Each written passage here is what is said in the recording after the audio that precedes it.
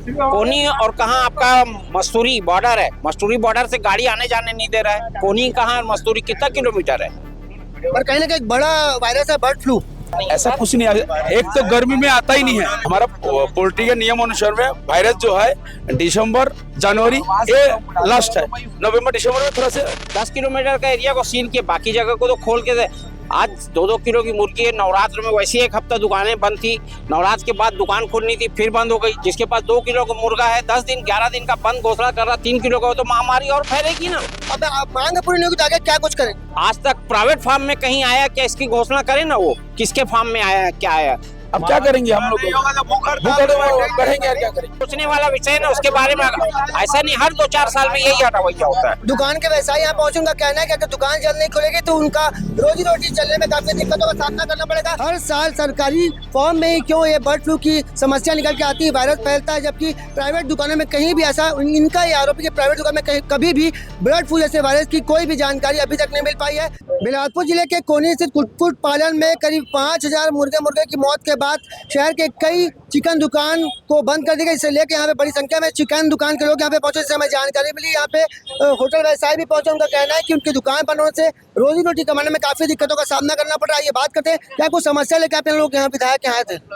Sir, कोनी hatchery में, government hatchery में बर्ड फ्लू का उन्होंने घोषणा की। आया नहीं आया वो उनका समस्या है, लेकिन उससे प्राइवेट दुकानदारों को, प्राइवेट फार्मरों को जो तकलीफ हो रही है उसका खामियाजा कौन भुगतेगा। आज तक प्राइवेट फार्म में कहीं आया क्या इसकी घोषणा करे ना, वो किसके फार्म में आया क्या आया। 10 किलोमीटर का एरिया को सील किया, बाकी जगह को तो खोल के दे। आज 2-2 किलो की मुर्गी है। नवरात्र में वैसे ही एक हफ्ता दुकानें बंद थी।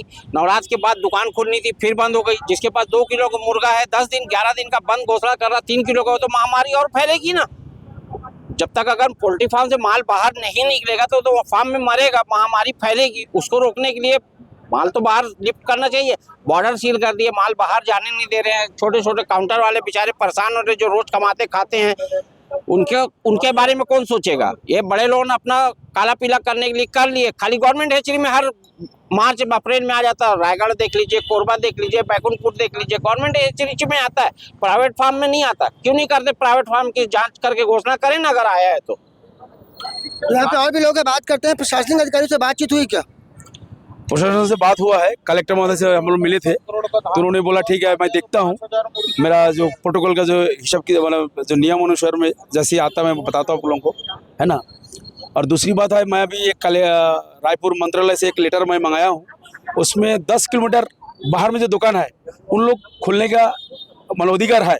ये मेरे पास ये लेटर है मेरे पास।